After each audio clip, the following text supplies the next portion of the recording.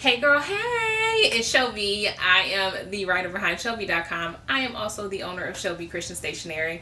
If this is your first time here, welcome back to the Dear Boat Believer podcast. I am so excited to be sitting down and talking to you again, fellow boat believer. And of course, as always, I am here every Monday serving up a big bold cup of Christ. So get your coffee, get your Bible, and let's chat, all right? So today we are going to be talking, we're going to be kind of all over the place with the Bible, first of all. So I have a lot of Bible verses, but I feel like I always do. But anyways, today we're going to be talking about like the journey to a closer walk to God with God. And I actually want to kind of go backwards in my faith walk, if that makes any sense, and kind of just talk about like the experiences leading up to my faith walk, if that makes any sense. I don't know.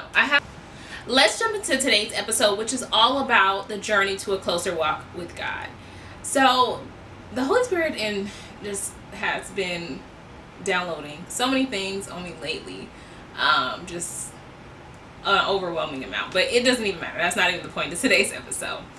And one of the things that I have really felt led to do lately has been to share more about my start to like getting into my faith journey, because I think it's so easy to just talk about where I am right now, what I'm studying right now, but like there are women out there who are maybe feeling the heart tugs, you know, the tugs by the Holy Spirit, and the desire to get to know more about God, who are trying to figure out how to start. What does that look like? Can I grow? Can I do this on my own if I don't have a church home, if I don't have people in my life who are women of faith, men of faith, who can help me and pull me along?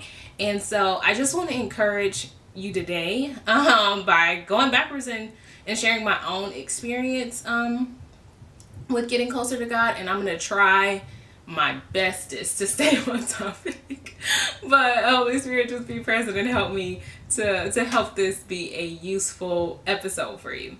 So I wanted to really just kind of talk about like really what I call was like the first heart tug or like tug that I felt that led me to really start my faith journey. And I remember this, which is kind of crazy to even think that I would even remember this far back, but it was back in 2016. I was working at a dentist's office, and I remember vividly, I was very unhappy with where I was working.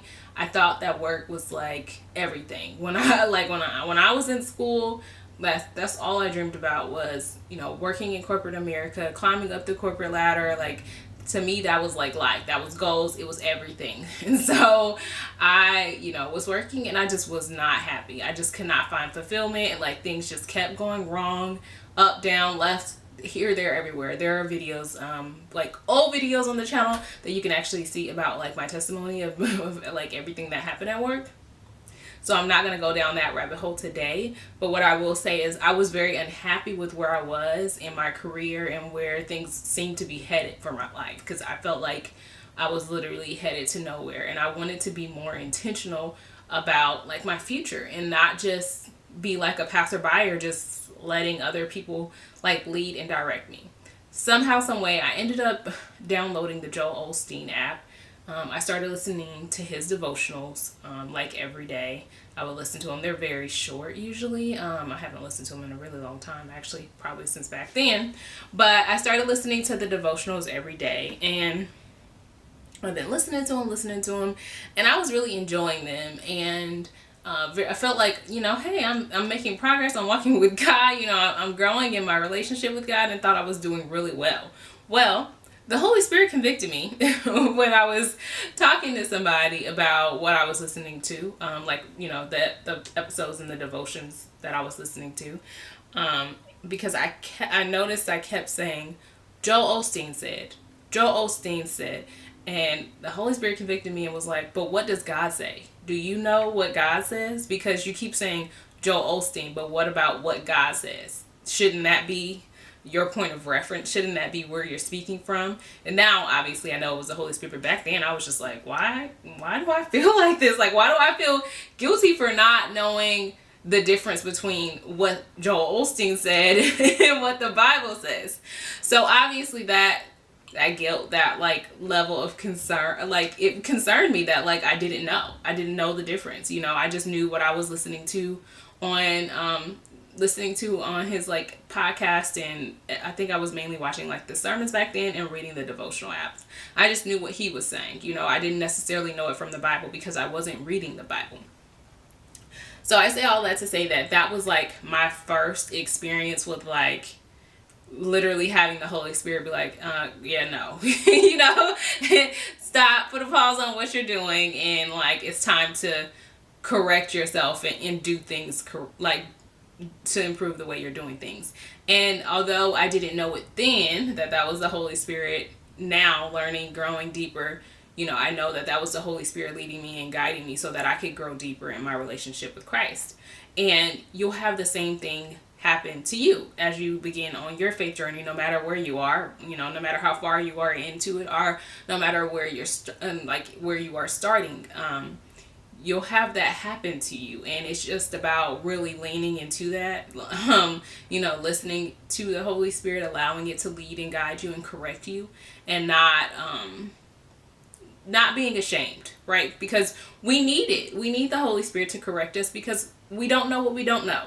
And so anyways, I was saying all of that to say that correction is what actually caused me to seek out a Bible study method. It made me want to figure out, how can I do it then? You know, if I'm supposed to be quoting the Bible, if I'm supposed to be speaking about the Word of God, then how can I learn it on my own? Because I don't go to church. I don't have, you know, this great family experience where I can reach out to them and find out about the Word. And, you know, I didn't have those connections to go the route of people I knew. So I was doing what I know how to do, research and figure things out.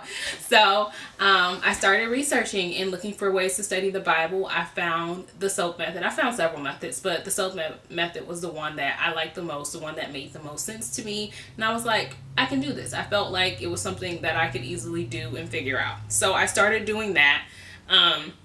And along the way, obviously, because I'm still using that same method today, it helped me to grow spiritually. So I just want to encourage you that if you are starting out, you are never too far back, too far behind, you know, too uneducated on the topic. Like God will give you the resources to figure it out, quite literally. And He will give you the discernment to help you understand the Word along the way. And I want you to know that we all have to start somewhere. And this is kind of like a conversation that I've had on the YouTube channel in the past of like, there's no beginner guide to Christianity. Don't let anybody lie to you. Like, we're not all starting off with the same foundation. I didn't grow up in the church, so whatever Bible stories or whatever else that people who grew up Christian know, I don't know those stories. So there is no beginner guide. We're not all starting at the same place, and that's okay. It doesn't matter. Like, that doesn't mean God can't use me, and it doesn't mean He can't use you. So it doesn't matter what your past is, what your background is, who you know.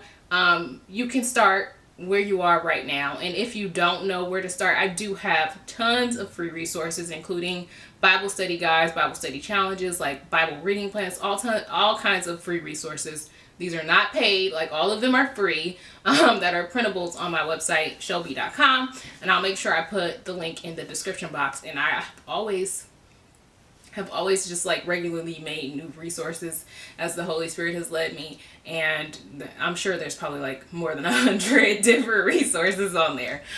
Because I just think it's important to, one, be a resource. That's something that the Holy Spirit is just reminding me of constantly this year.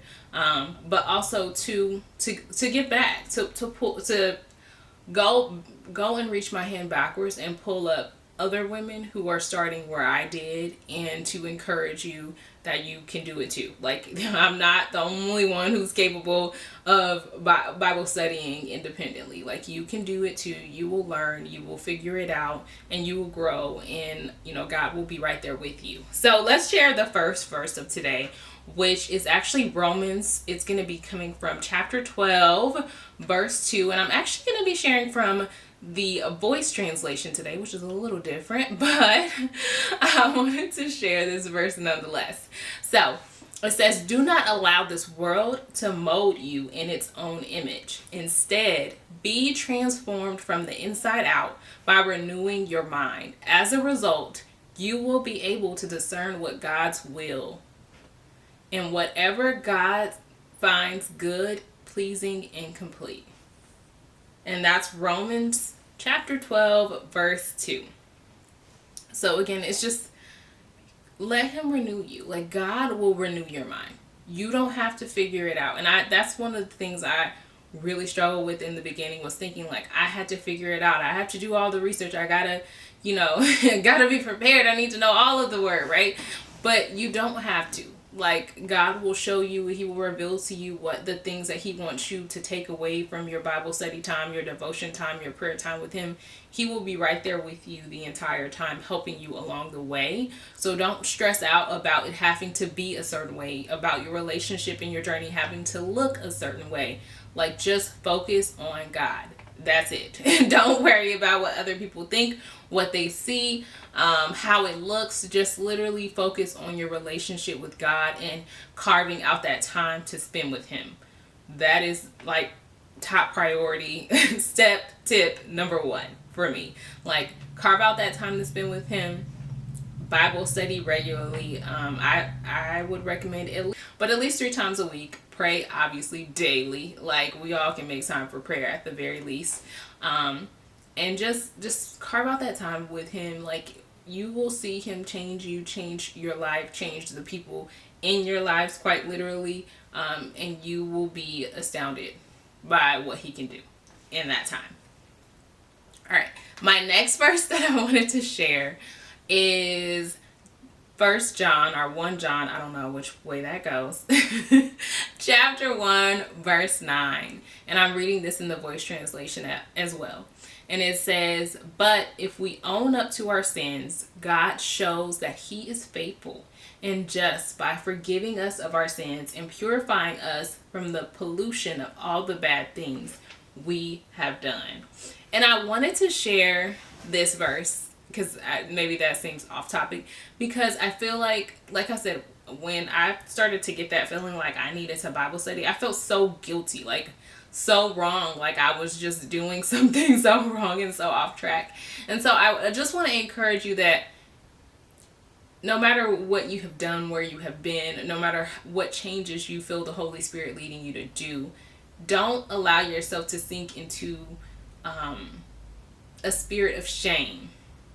Know that God is just trying to correct you and lead you, and that whatever sins you have made, whatever wrongs that you have done, like, God can purify you. He is faithful and he is forgiving, and he is there ready and willing. That's literally what Jesus Christ died for.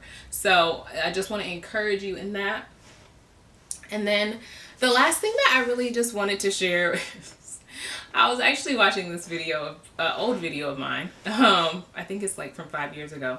And I was talking about like my faith overall. It was like the first faith video that I recorded for my channel, actually. And I was talking about how I was trying to find a church home. And then, I'm, of course, being where I am today, I was like, that's hilarious that I was looking for a church home back then, and talking about how I thought I found a possible church home back then, because I did not go to church regularly. From now to way back in 2016, I have not gone to church regularly. I think after Rose was born, I finally joined a church, and she's under one, but maybe one for I don't know. I don't really remember what age she was, but maybe for a year or less, we had a steady church home that we went to every Sunday until the pandemic hit. And then the pastor resigned, and I haven't had a church home since then. And my point in sharing that today, which is really funny, I don't know, for some reason the Holy Spirit gave me the notes of be extremely clear that you rarely went to church in the last 7 years, is literally what I wrote down. Literally, that's my point, to say that you can be led, guided into a deeper relationship with Christ and the Lord without going to church every Sunday. Now, I always watch sermons, so it's not like I absolutely never heard the word of God, because that's not the case. I always watch sermons. I always had like online pastors that I really liked watching, that I thought were biblically sound. So I would watch them regularly when I wasn't in a church home, so that I would continue to have words of encouragement and continue to, grow spiritually. But I didn't have a church home for most of my spiritual journey. I have not had a church home. And so my point is, it's okay if you don't have a church home. It's okay if you don't find one right away. Don't give up in your pursuit to find one. Please at least make sure you find an online church home that you enjoy and can watch regularly to get that additional word in your life. But don't give up. Don't guilt yourself. Don't shame yourself if you don't have a church home. I do understand and know, it's all over the scripture, so I can't deny it, right? In Matthew's 18:20, that fellowship is important. It's important for us to fellowship and to have that relationship with other believers. But I also I want to stress to you that you can grow, you can hear from the word of God, even if you don't have a church home. And one of the things I feel like I heard this sermon from, the pastor's name he calls himself PG. I'll link him in the description box because I watch that church all the time. But anyways, I heard this sermon about Abraham, and it actually references the altars that Abraham built, and how pretty much everywhere Abraham went, he always was building an altar to God. Like literally, pretty much everywhere he went, the altar was all over Genesis, because he was constantly building an altar to God. Like no matter where he was, he always made sure he had a place to worship God. So I want you to put yourself in the mindset of being an Abraham, and knowing that you can build an altar no matter where you are. Yes, fellowship is great. It's important. But I also understand that it can be difficult to put yourself out there to find a church home. And so I don't want that to be a barrier for you. Like, I don't want that to become a block to where you're like, well, I don't want to study the Bible because I'm not going to church. The two have to go hand in hand. They don't. Okay. So build an altar wherever you are and create a relationship with God that's not contingent on a church home. I think having a church home is helpful. It's great, especially if you are somebody who, wants that family experience, if that makes any kind of sense. I don't know if that makes sense. I think that is very helpful, but I don't want that to ever be a source where, like, a place where you start to feel like you're not doing well in your walk with God, so you should just scrap it all because you're not going to church. Because I don't think 1 + 1 = 2 on that one, if that makes any kind of sense. But my last verse I want to share is just the Genesis verse that I mentioned, which is Genesis 12:7. It's not the only verse that talks about Abraham building an altar, but it is one of them, so I figured it would be great to share. And it says, the Eternal appeared to Abraham, Eternal One, I am going to give this land to your future generation. So out of honor and respect, there Abraham built an altar table to the Eternal One, who had appeared to him and spoken these words of promise. Church is not a replacement for spending your time alone with God, praying, Bible studying, talking to him regularly, involving him in all of your life, the messy, the beautiful, all of it, involving him in every part of it, seeking his will, constantly and consistently. Church is a great addition to that, but don't think that church is like a replacement for doing your alone time with God, your devotion time with God. You still want to make sure you prioritize that time with him.